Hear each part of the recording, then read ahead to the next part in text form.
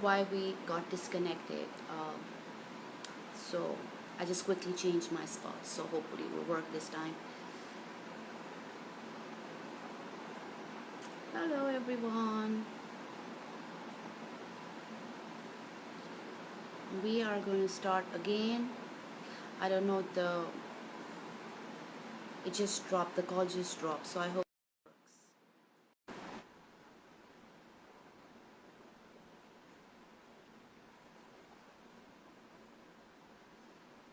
I'm very sorry.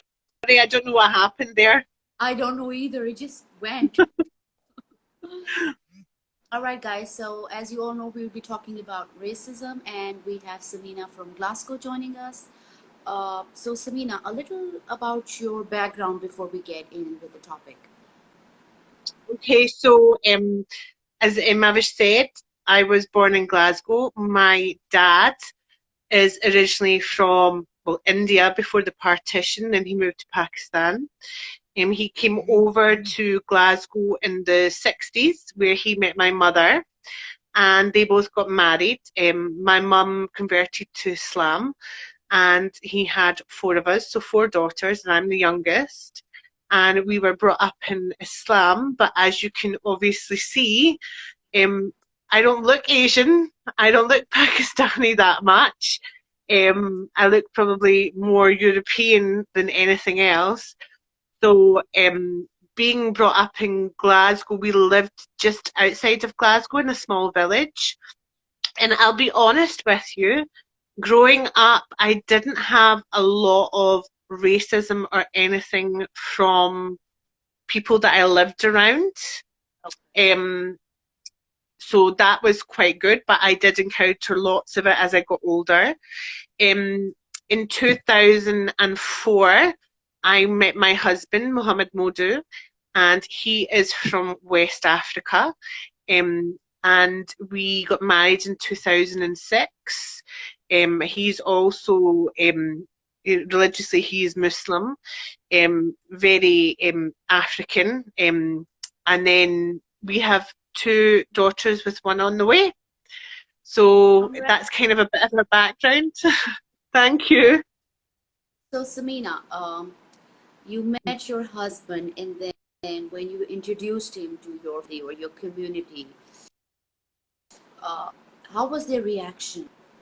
Okay, so my parents are very liberal, Okay. and because they didn't, like, my dad didn't marry, like, anyone from Pakistan. He married Right. Scottish. His opinion very much was, as long as you're happy. But when it came to religion, he always said to us he always wanted them to convert, because with the research that he had done, he found that it was harder if it was someone from a different religion. Um, that didn't stop me. I wanted to be with someone that I was happy with. And when I met Muhammad Modu in 2004, I waited 6 months before I introduced him to my parents. And I'd done it very sneakily because I'd done it during Ramadan, and my dad couldn't get angry with me. So I brought him to come and open his fast. And he was so nervous. But after we opened our fast, my dad and him got on really well. And then my mum drove him back to his house. And when they came home, my dad said, I really like him. Okay. There was nothing we talked about colour. Okay. There was nothing talked about, like, his background. Okay. I think, if anything, it was just like a mutual respect, and they got on really well. And since the day that I introduced him to my family, he was part of the family. So any family gatherings, he was invited to. Any family birthdays, he was invited to, because they wanted him to engage with people, because we knew we were going to get married. He even told my dad the day that he met that, he says, I will marry your daughter and I'll take care of her. Okay. So we just had that genuine connection. Yeah. So that's your just with your parents. What about your community, and what about people from Pakistan? How were their reaction to all this? Well, I'll be honest with you, my immediate family in Pakistan I don't know the reactions. My dad didn't tell me any reaction. Okay. Um, but I know that my aunties that have come over from Pakistan have all completely loved him. My brother-in-law's mum and dad came over from Pakistan and they just accepted him straight away. They really liked him. There was no problem.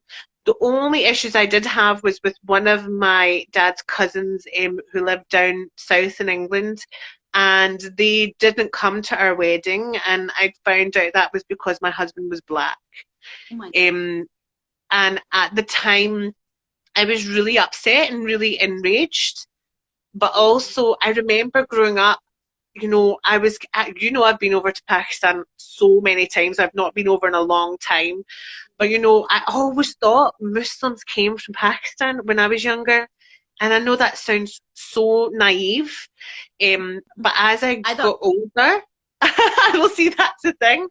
But as I got older, I realized, like, wait a minute, that is not the case. They come from all over the world.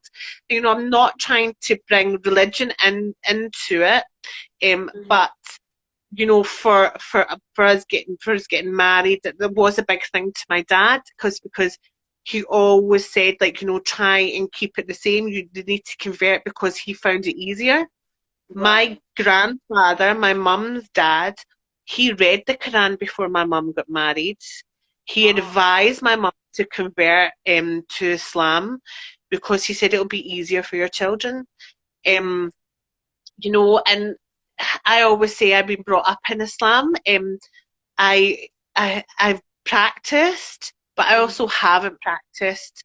And mhm, my husband, he practices, he goes to the mosque, everything like that. And I think that's one of the things my dad really liked about him, you know. okay. And but yeah, when it came to family, that was the only concern I ever had was through this one family. And I met them at a family wedding one time. Their daughter told me to my face that's why they didn't come. And I just turned round and I just ignored her the rest of the time. I thought, you just are not educated. I Right. don't know why you see what is the difference if they're black, they're white, they're purple, whatever colour. Like, they're a person, they're a human being. So that was the only racism that I know of. I don't know Oh, if my dad got anything else and didn't say anything to protect me, but that mhm, is the only thing that I know of that okay. we had when it came to our marriage. All good for right now. And now let's go further on. When you guys travel, you had any issues? Or Well, so we've only really kind of done a lot of traveling down south into Gambia, and we have okay. had no issues. But the biggest kind of thing, I think we moved house 6 years ago. And when you're moving house, I don't know of anyone who has to think of, if I live there, will I get racism? You know, I'm used to staying in a small village um, outside of Glasgow. Mm-hmm. I'm not a big city person. I like the countryside, but I like the city near. And before we bought a place, I had to make sure that I was going to bring my family because I had my daughter at the time and I had one on the way to a place that they wouldn't encounter racism. I don't Oh, know anybody else who's had to think that way. If I move here, will I get racism because it's a small village? And so I had to do my homework because where we stay is even smaller than where I stayed the last time because I wanted my children to have the upbringing that I had. You could go out and play and it was safe. You had fun round about you. You didn't have to worry about cars. Everybody knew each other. So, like, I wanted my children to be brought up in that environment, but I had to really kind of think, if I move here, will they get any problems with race? Will they be accepting of my husband? Will they be mm, accepting of me once they get to know me? And I must admit, I have had no problems here. Um, I have made a lot of friends. We know a lot of the people who stay in the village. That's one thing that we've had to encounter. When we've been travelling, I haven't really encountered anything, if I'm honest with you. We do lots of like trips down to Lake Districts and stuff, and sometimes it is funny stares. If I'm out with my kids myself, people okay. will look and say, is that her children? because they don't look like me. Right, right, They look like their dad and they're darker skin, so they'll look at me and be like, "Is that her children? Are they with the right person?" okay, Um, yeah, so traveling, it's not been a problem. okay, okay. Now, the issues been going on, Black Lives Matter. What do you have to say, getting outside of Scotland? Let's talk about UK. What do you Uh-huh. feel? Um, is there Well, racism there? you know, I think it's horrible that, especially over in America, that this has happens every single day, and I have had to educate myself in this a lot. Okay, Okay, it's not something that I would just go into. We could sit and say, over here in the UK, we're having a life, nothing like this happens. It does happen all the time, and I'll tell you a couple of stories that we have encountered a few times. Um, I'm so happy though it's raising awareness. I think it's horrible that people are getting discriminated that way and people have had to die because of it, or people have died because of it. But I think it's so good that, I read somewhere that 51 states and 18 countries have protested against Black Lives Matters, and it's the right, biggest civil rights movement in the whole entire cool, history of the world. And I'm so happy that it's come to light, right, um, because we shouldn't discriminate because of someone because of the colour of their skin. right. We shouldn't look at someone different. I was always taught, everyone's a human being. Mhm. Forget about the colour, and because I was brought up that way, I don't see me and you as different. I don't see me and my husband as different. We're all Right, human beings, but there's other people that do. Now, another thing that got to me was I was thinking, well, Black lives do matter, but so do all lives. And then right, again, I had to educate myself on that. Okay. And one of the things that came out of it was, before all lives can matter, Black lives have to matter. wow. Because how can all lives matter if Black lives don't matter? You know, Right. and it's trying to educate yourself on that. Mhm. And we've got to remember that the reason why Africans came to these countries was because of the slave trade that has been going Right. on for centuries and centuries and centuries. They didn't want to come over. They were brought over. They were bought over as well. And Right. Glasgow, believe it or not, where I stay, had a big trade in the tobacco market. They Okay. had, yeah, it was like it's all merchants. There's a place called Merchant City, and that's where all the tobacco landlords stayed. So Glasgow had a big part to play in that. Um, I'm fortunate enough to have gone over to Gambia many times, where my husband's from, and it's a beautiful place. The first time I went over, I was shell shocked. Now I've been to Pakistan, and I've seen people who don't have anything. I've seen third world countries, but I was shell shocked when I went over, and upset that a place could still, a third world country could be not developed the way Pakistan had been. Um, but the people were so lovely and so kind and so welcoming. And in 2014, I took my parents over to Gambia to meet my husband's parents. Okay. And my mum and I were very fortunate to go on the Roots trail, which is to do with Kunta Kinte and the Roots. And you go to Okay. Jufre and you see, where Kunta Kinte came from. And you also go over to an island called James's Island. And that's the island where they built a fortress and they kept all the slaves before they took them to the UK or America. And the fortress is still standing, and it showed you the rooms that they had put them in, and they were so cramped. They had the real actual shackles, the whips, the guns, all the history. And I don't think I've cried so much in my life to Wow. see what had gone on.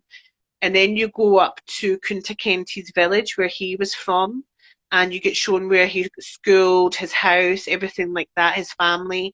And they were all so welcoming, even though this had happened to their family. And, it gave you a lot of history of how people were sold out by their family, how people were grabbed and taken and just disappeared. Um, so it was very overwhelming, but it did give me a lot of education at the same time. Um, and I think if we look back in history and educate ourselves of why people, like, have come over, then, all life should matter and Black life should come first. Right, totally. I totally agree with you. And Samina, Mm. is I don't know why and I don't know how, but since connected with Pakistan, so I'm sure you've heard of this from us or someone else. We were brought up. I don't know whether it was the media. I don't know because I can't pinpoint it honestly. But oh, stay away from them. They're dangerous. They can harm you. They can rob you. And that image was so much like ingrained. At least I can say Yeah. for myself.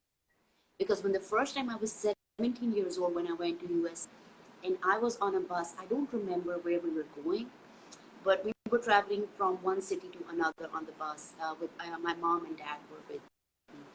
And Hmm. I had this guy really tall and huge, and he was sitting there, and I Uh-huh. was quiet, and I was holding my bag, and I'm just 17, and I'm like, oh God, please sit me, Uh-huh. please sit me, please. And I'm praying, and I'm sweating. It's a long journey, like 3-4 hours. I don't Uh-huh. know. And then we stopped at our destination. We got out, and then I saw the man come on, and he smiled at me. I don't know, maybe he sensed it that I was terrified or Yeah. something. And he had a kid with him. And now when I think back, I feel so bad. Like I feel disgusted from my own self. That where did this come in me? Because when I lived in USA for 7 years, uh, my best friends, my best experience has been with them.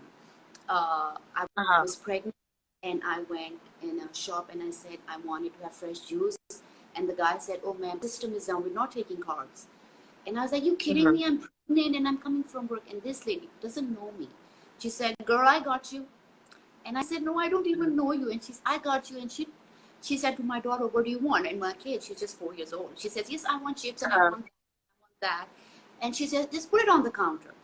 And I was so embarrassed. And I said, "Could I have your number? I want to pay you back. If you live around here, we could meet in the Uh-huh. parking." And she's like, "No, it's okay. I got you covered." And we became friends right then. And I don't just have one experience like that. I have tons of good experiences like Yeah. that. And when this George Floyd thing happened, I started to think, what is my image? And this thing came up to me like, and I was really, really felt so bad. The video was already very disturbing itself. And then to think Yeah. about how we were channelized as kids, I mean, I don't know how and why it happened, but it's sad. But I think what's happening right now is just amazing.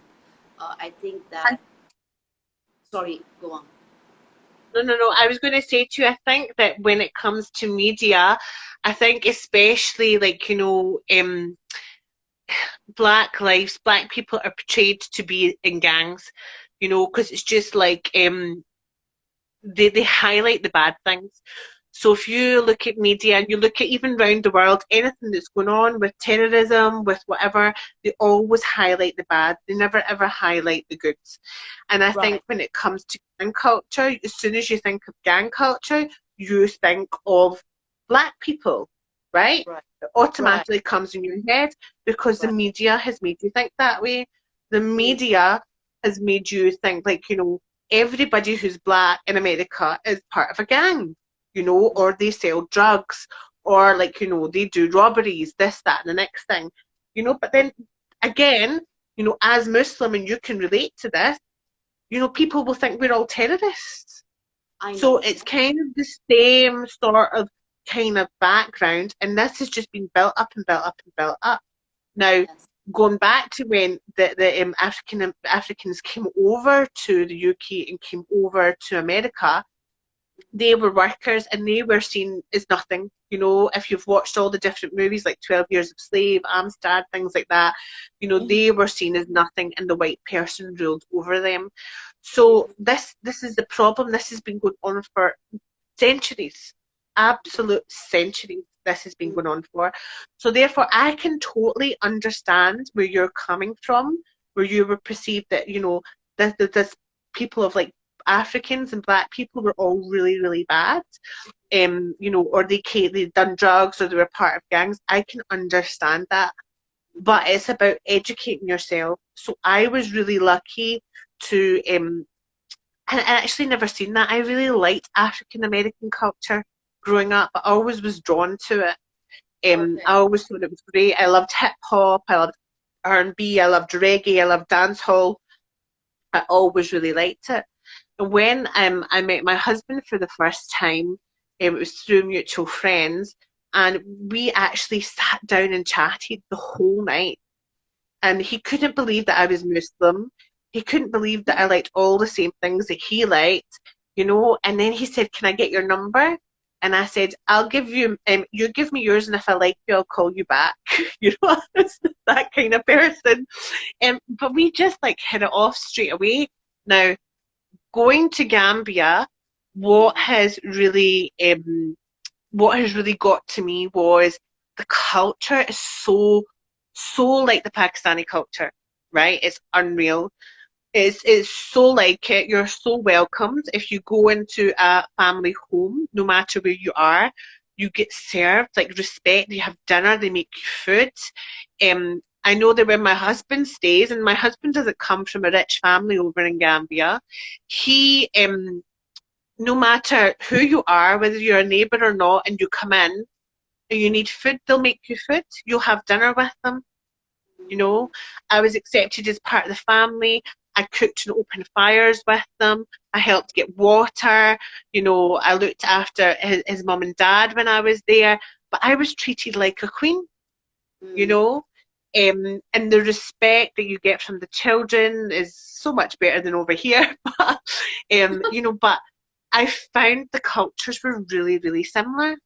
And that's the one thing me and my husband have been really fortunate. I mean, that has been like, I have 14 years this year we have been married, but we've been together for 16 years, so it's been quite a long time. Mm. Um, and that's one thing that we have similar is our cultures. Right. Um, and I really do respect that. And the first time I went over to Gambia, my husband took me on a local bus, which is literally like a Toyota people loader bus with tons of people on it, and it was really late at night. And I remember saying, right, so this could be like a white privilege thing. I can't believe you've took me on a bus like this at this time of night. I was really like kind of really upset with him, but I was whispering. And then the Okay. woman next to me, she said, "Sweetheart, don't worry, we're all nice in here." And Oh. I felt like rubbish. I felt like rubbish. I really, really did. Um, and so that really opened my eyes up, like to say like I shouldn't judge somebody. I shouldn't judge my husband's culture. I shouldn't judge their way of life, because I'm judging it wrongly. Um, but also what has been really good is getting to know the community in Glasgow, the black community in Glasgow. And whenever I go to events, I feel it's so warm, it's so loving, there's no staring, everyone's so accepting of you. So why can't it be the other way around? You know? Right. Um, and the media has a big part to play in that. Different news channels play different stories. And you've got to be very, very careful. And you don't know this until you get older. So you don't. So when it comes to all the stuff with George Floyd and it comes to all the stuff with like black people and how they are portrayed, you just have to be careful what you watch and also be able to take it with a pinch of salt, they say. Um I am outraged and disgusted with the stuff that not all police in America, right? Because and not everyone just because they're wearing a uniform and they're a policeman thinks the Right. same as some of the police officers that are there. But I'm Right. just discussing protesters and what's happening to them. Mm-hmm. Um, I don't think that is right at all. But I Mm-hmm. also don't think the looting and the rioting is right either, Right. because it's their own duties. Right. Um, I would never ever destroy the place that I live in. I think there's other ways and means of doing it, and I understand they want to get a message and they're angry, but there's other ways to put that anger out there. You know, Right. I can say I understand racism, yes, but I don't understand racism from a Black life's perspective, okay? Because I'm not classed as Black, All right? right. I'm classed as white, and people see me as white until they hear my name. Um, so I think it's about making sure you educate yourself. Education is key. Mm-hmm. I think for our children growing up, you've got children yourself. I want my girls to be proud of who they are. And I Right. want them to be proud of all their heritage because they've got African heritage, Pakistani heritage, and Scottish heritage. And I Mm-hmm. want them to be super proud of where they've come from and how unique they are. And I don't want anyone to be putting them down in any shape or form. And I think you have to educate, even on the hard issues, you have to educate your kids properly with these matters. I totally agree with you. And you said it just right that we need to really educate ourselves with the right source, not just any random source, because we can get tons of Yeah. misinformation there. And like you said, we need to educate. I can totally relate to that because when I was in USA, uh, telling my daughter about Islam was okay before she went to school. It was all good. And suddenly I noticed that she wouldn't, she said, Mama, I don't want to tell people I'm Muslim. And I said, why? Hmm. She couldn't pinpoint and say anything. Like she said, nothing's happened, Yeah. but I don't know why and how that fear came in her. She said, I don't have to talk about that. I said, you don't have to talk about it, of course. Hi, everybody, I'm Muslim. Like, you don't have to take a banner and say, Yeah. but why are you, Hmm. what is stopping you? Because I am very comfortable because I was covering my head at that time.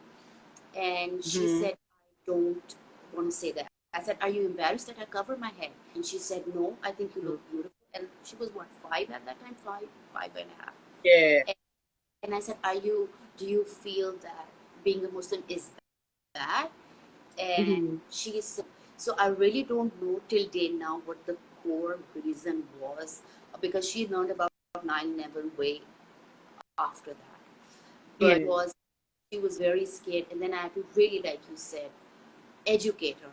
And when I was Hmm. there, I, I had tons of black friends, and I wanted not to have that impression, which I had.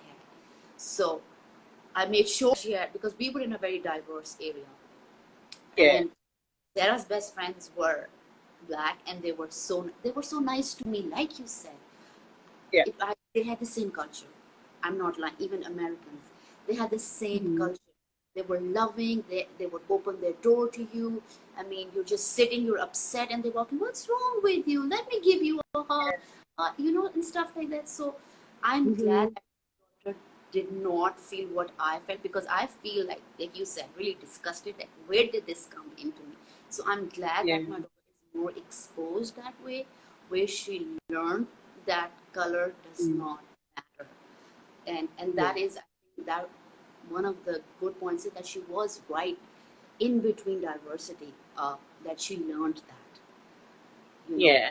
I think also that we need to raise awareness, this just doesn't happen over in America. It happens worldwide.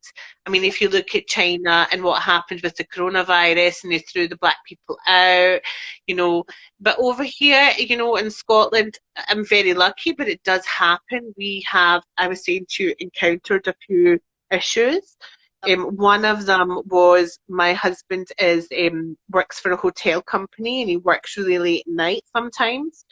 And this was before we had children, and I was working for a company and I worked really late. And it must have been about midnight, and I pulled up to my drive, and he had pulled up at the same time, but he wasn't coming out the car.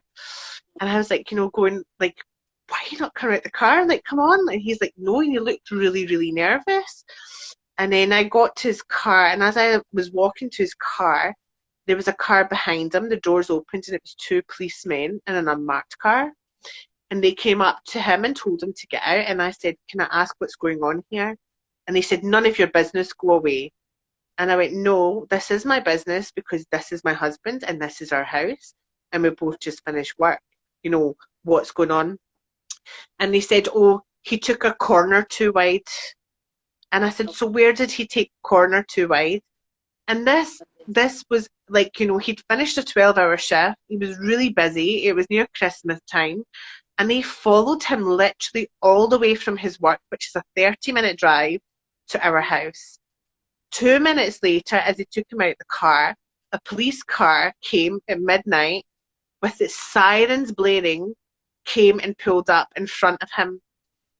And the police officer came out, and they discussed something, and the two unmarked guys went away, and these two police officers came out, and they wanted his insurance. All these different things that they wanted, and they had him up against the car.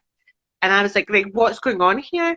Oh, we just have to check the insurance. We have to check his driver's license. Is this your residence? Can we see a letter that this is your residence? So I got all the stuff and I gave it to them, and they checked it out. They wanted to breathalyze him. My husband's Muslim, never had alcohol in his whole life. Um, so then my husband was like, breathalyze me. He said, where have you come from?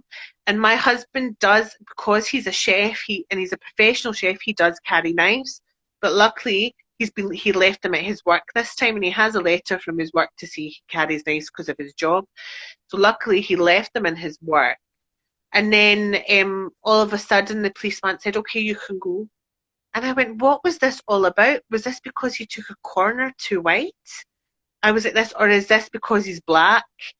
And he said, oh, it's just been mistaken identity. We've been looking for a man similar to you, who meets your husband's description, similar car. And I just went, yeah, right, like that to him. And I said, this is discrimination. And me and my husband went in and we walked away. So that was probably one of the biggest things we've ever kind of had to deal with. And I That's never thought that would go on in Scotland. and Pardon? you, that's really sad because you're saying that he was sitting in the car and he was nervous and he wasn't Yeah, getting he up. was scared. What going Uh-huh. through in those Sorry, say that again, Mavish. I said, imagine him going, what he was going through in those moments Yeah, when, he was so nervous in I the car. know. And I was And, sitting thinking, what had happened if I hadn't pulled up then as right. well? What Mm-hmm. would have happened? What would have happened to him? And I don't think this is, I mean, he won't discuss it with me if it's happened any other time. But that is the first time I thought, oh my God, racism is in Scotland, because where we've stayed, we've never had it. I have Mm-hmm. been in Glasgow before, when me and my husband, before we got married, and we were walking hand in hand, and an old woman walked by and went, black bastard, basically, excuse the language. And I just went, excuse me. And, I started saying, can I ask for your name? Can I ask where you stay? And I was like asking her questions, but she kept on walking. And I am not the kind of person just to sit and let it go. And my husband eventually said, no, no, stop, Samina, just leave it. So that has happened before, but only once or twice. And then I remember when I was younger, I must have been in my late teens, coming home in the bus, and there was this African lady on the bus, and this man was drunk, and he was hurling abuse at this woman, and every single person on the bus basically got the man chucked off the bus because he was hurling abuse at this woman. And then that makes me feel really proud that that I'm Scottish and they've got your back, and they're not going to let that happen. So that also makes me feel really proud when these things happen, because Scottish people don't let things lie. They like to kind of, if they see something wrong going on, they will intervene. Okay. Me included, I don't like it. But it does happen here. And there's been, since since George Floyd passed away, and since everything's been more aware in America, it's actually becoming more aware over here too. So there's lots more things on the news about, I don't know if you've seen about the three boys that were lining up in Tesco. So we have to line up to get our groceries, and Okay. they were lining up to get their groceries. Two black guys and one white, and they were all friends. And the police came and they handcuffed the two black guys, pulled them out of the line, and just asked the white guy to come. They never searched the white guy, but they searched the black guys. And it was filmed in camera. So it Okay. does happen. It Okay. does happen over here. So do you think if this George Floyd thing wasn't videoed or stuff, do you think things would have just been going like very normal, like it was I before? think I think because of the lockdown, there's more, I'm not trying to say more people have more time in your hands, but you do. You do have a bit more time in your hands. And I think more people are on their social media accounts and Mm-hmm. people are becoming more aware of what's happening. One thing I love about social media is the fact that you can see real time, like what we're doing just now. You can Right. see the truth. You can see the truth. You can't hide anything anymore these days. You can see the truth and it's actually happening. You know, we just, be honest with you, we see it in the news, we go, oh, that's a shame, or we see it in movies and we think, well, it's not really that bad. But to Mm-hmm. actually see how bad it is an eye opener, even for me, you know. Right. It's an eye opener. And I watched a video of I hope you. daughters saying, my God, my dad changed the world. I don't know if you've seen, did you hear that, Mavish? About George Floyd's daughter? No. So there's a Right. video of George Floyd's daughter on her uncle's arm and her shoulder saying, my dad's changed the world, you know? So Oh. she is not seeing the negative aspect. That's a child, she's 5, and she's seeing the positive. And I think Oh. as we grow up as adults, we follow perceptions and that of what our parents do. Then we get into teenage years and our ideas and our thoughts start, like, expanding, and we start educating ourselves in different issues. And then when you become older, you have your own opinions on things. And I think it's so good for the children of today to be aware of what's happening so that it doesn't happen in the future. I True. don't think it will happen for my children, but I think it will happen for my children's children because I think there's a lot that needs to be changed first. Right. Right. And I remember there's this Sam's Club I used to go at in America, and there's a friend. I used to call her Angry Bird, so I never called her from her real name. So her name was Uh-huh. Angry. So every time I go there, if I didn't meet her, she would be Uh-huh. really upset because she loved my daughter. Uh-huh. So within 3 years, we become really good friends, and I used to go there once a week. So she Yeah. started talking about racism. I don't know, something happened that day or something. And I said, no, come on, Angry, but nothing's happened here. We're all good. Look, it's so diverse. Everybody's so nice. I never see that. And Uh-huh. she got really upset and she said, which world do you live in? And I was like, this world. And she said, you don't even know what we go through. And then she started about her neighborhood. And then she told me, do you want me to tell you stories? And she told me a couple of stories. And I was shocked. And I said, this cannot happen. Not in this area. And she's like, yes, in this area. I stand here. I work here and I get it. And I was like, I cannot believe it. And she was like, Mavish, you're a Muslim. And I said, yes. How would you feel if I said you're a terrorist? And I kept on saying it with your kids right next to you and saying, wait, wait, wait from her. She's got a bomb or something. And I said, I would be deeply hurt. And I would be like, I have to protect my kids. I need to get out of here. And she's like, exactly. Mm. That feels now. So, that is what we live. That's just, she's like, this is just a little example I'm giving you, sweetheart, of what we Yeah. go through. And it's bad just because you're not seeing it around you. And sometimes you're working, you have work ethics, you can't do that. But it's ugly, girl, and you need to know that, and you need to spend more time with me so I can tell you that. So I was just shocked because she picked up a point. She picked up my religion and Yeah. she nailed it. And she's like, how sensitive is that for you when somebody points at your religion, or when they use it as just, we're just terrorists, or we want to kill people, or that? How do you Yeah. feel if your child is taught said that all the time, even in school or in groups and stuff like that? And I just felt so horrible, and I was like, yes, I can understand, I can relate to that. And she said, well, there you go, there's your answer. Yeah. And she said she knew a couple of black Muslims, and she said you don't even want to know what happens to them. Oh. Uh, you need to come to my neighborhood. I'll take you one day. It's like a 1 hour drive for him, and you should Uh-huh. see what happens Yeah. to them is more horrible than. Yeah. And I didn't And believe her. I swear I didn't believe her. I came home and I told my husband, and I said, no, this can't be. Look at where we live. Everybody's so educated. It's a mm, yeah, how can? And he said, no, no, no, she's telling the truth. You don't know anything about America. You've just been here for a few years. Live long, and then you will understand what Yeah, and like that's the one thing, we were discussing, I was actually discussing this with my husband, and we're very fortunate enough that his cousin just stays 5 minutes away from us. And they were obviously before COVID, they were going to the local mosque. We have a local mosque about 10 minutes drive away, and they were going there for their prayers. And the Muslim community in Glasgow is predominantly Pakistani, predominantly Asian. happens. African Muslims, there's more and more coming in now, but more in the city centre. And they told me once of a story. Mavish, are you there? Yes, I'm here. Sorry, you there?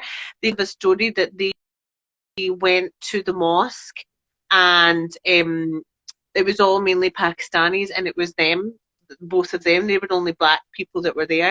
And they were asked to move to the back of the mosque. Can you believe that? And my husband was like, why? I've come here for Juma and I'm praying. Can you move to the back of the mosque, please? That's And they never said anything, and I just couldn't believe it. And I was just so shocked. I'm like, in a mosque, in a right. place of prayer. And they have, Right. like, you're all Muslim. It doesn't matter, like, whether you're black or whether you're white or whether you're Asian, or whether you're from the Philippines, whatever. Like, I can't believe they asked you to the back of the mosque.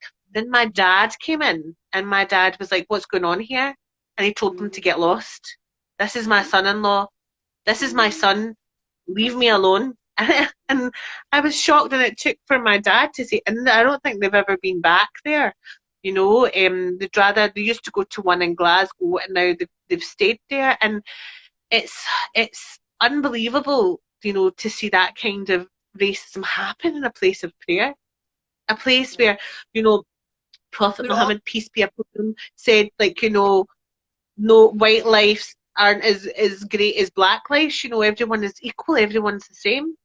So it's scary to see that happen, and I would say that my husband has probably got more racism off of Asian people too. Like I Mhm. did, I got a lot of racism growing up from Asian Mhm. people because I look Scottish, I look white. I remember going to Quran classes and Arabic classes and getting called all names under the sun, coming home crying, because I, I was being brought up in a Muslim home, but Mhm. like, when I was going out, I wasn't seen as that. And Mhm. so then, like, and when I was younger, I didn't see, like, oh my God, that I'm actually going to a place where I'm learning about my religion, and these people are being racist towards me. I remember going to a concert. So Junoon, how old is this? Junoon came to Glasgow, and I went Okay. to their concert. You know that I used to love them, right? Yeah. And I went to their concert, and my dad obviously has Pakistani friends. We went with the daughters. I was wearing shalwar kameez, and I got called what is that white bitch? Excuse my French, right? Doing wearing shalwar kameez, and I understand everything they were saying to me. I understand all the language, right? I might not be very good at speaking Urdu, but I can Right. understand it all. And I just walked away in tears. I've been called all sorts of names under the sun because of my name.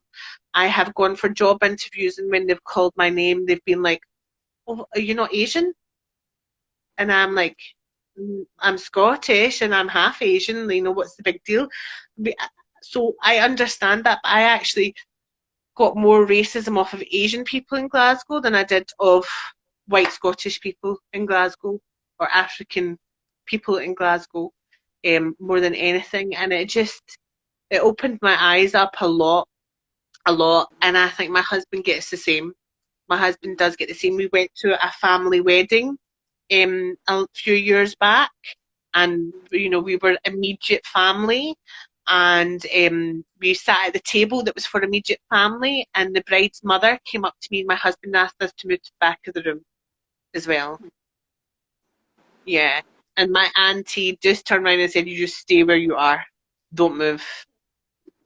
So, Okay. it's like, ugh, it's just these wee things. It's quite shocking, and then you kind of know, right, it's not that you want to judge. Everybody judges everybody. True. It's part of life. Right. And somebody who says they don't judge, that's a big lie because we judge everybody as soon as we see them. Right. And I just thinking, well, now I know where I stand with this person, and I decided to clear out all the rubbish in my life, as they call it. I had a big clear out of like friends, acquaintances, this, that, and the next thing, and I have a bubble of friends that are diverse from all different cultures and all different backgrounds, but they have been my friends for years and they have always been there for me. And they don't see, I see Mm. us as a family of colour because we're all different colours. Um, Amy and Eva see it as I'm a latte. This is how they say it to me. Amy's a cappuccino. Eva's an Okay. Americano with a splash of milk, and their dad's an Americano. That's what. So, and that was them because I love coffee. That was their description. Um, and recently, my daughter Amy, who is coming up for 8, has noticed that she is different to the children around her, and has lots of questions to ask. Her biggest thing is, why do I have curly hair? Why can't I have straight hair like yours? Oh And my I goodness. like she actually doesn't realize how beautiful her hair is, honestly. And I'm like, see, when you're older, you can do what you want. But as a Right. mummy, I want to take care of your hair just now so that you have hair when you're older. Because I could put relaxants, I could dry it all out with straightening all the time and things like that. But I don't want to do that. I want her to have, lovely hair, which she does have. She's noticed the colour of her skin more. I think one person in her school called her a poo, and she went, "What do you mean by I'm a poo?" They're like, "You look like a poo." And she turned around and she said to them, "Well, at least I don't smell like one," and walked away. So that has happened. Um, Okay. but it's only happened once. And we're really lucky the people that we surround ourselves with, the families that we've got around about as children. You see children play, they don't see colour. No, They they don't don't. see it. They don't. Mhm. So yeah. Okay, Samina, that was really nice talking to you, and really enjoyed your all of your stories. Before we wrap up, just tell everybody about your kids' age and what are they All right. doing. We can just end on there. So it's called Amy and Eva Official Instagram page, and I started it about 2 years ago. And I started it because we got approached by a lady to do modelling. So my friend, my really close friend, was getting married, and the girls were flower girls, for her. And the person who was, she got handmade dresses made, and the designer asked if the girls would become models for her. And it started off that they done a model shoot for her magazine, her online page. But then Amy became a model for the Scottish Wedding Exhibition, which is Okay. happens once a year, and it's thousands of retailers who deal in stuff for weddings, from clothes, stuff like for the tables, everything like that, food. And you maybe have like about 10,000 people that go to it. It's in the SACC, which is a big stadium, a big arena. And she was a catwalk model for them then. Okay. And then from there we started their page. What our kind of initial outlay was to get some modelling contracts, but we've also done it as a kind of awareness page as well. So we've got some things about Black Lives Matters on there. Um, it's a family run page as well, so I'm very particular about who it is public, but I'm very particular about who follows us. So I do block people if I think a 60-year-old man shouldn't be following 5 and 7-year-old girls. I will block you. And I know that sounds harsh, but I've got to think of my kids. But since we've done the page, we've done collaborations, we've been brand reps, we are now signed to a modelling agency. But I do it all only if the girls want to do it. They do not get forced into doing it, so they don't. It's completely up to them. Another thing which it kind of shows is the diversity that they have as well when it comes to family and friends on the page. Um, the girls do look at the content. Sometimes they have to filter their content because they can be a bit hyped and over enthusiastic. But yeah, so I mainly started it to do their modelling, but it seems to have kind of grown a bit of arms and legs. But the awareness is the biggest thing for me. For the girls too, it's brought a lot of awareness. Yeah. Right. Well, thank you so much for coming Thank in you, today, Manish. and it was so nice, and I really got to learn a lot from you about the history, and now I'm going to look it up as well. And Good. yes, And you should go to Gambia. I'll make sure you get looked after fine. You can go and see it I all. would love to go there. We should make a plan and go there together, maybe once the Yes, COVID-19. definitely. It's been too long. Yes. And thank you so much, everyone, for coming in and listening. And just so you know, all lives matter and Black Lives Matter. Thank you. Bye, Smina. Thank you. Take care. Thank you for having me. Bye. Bye.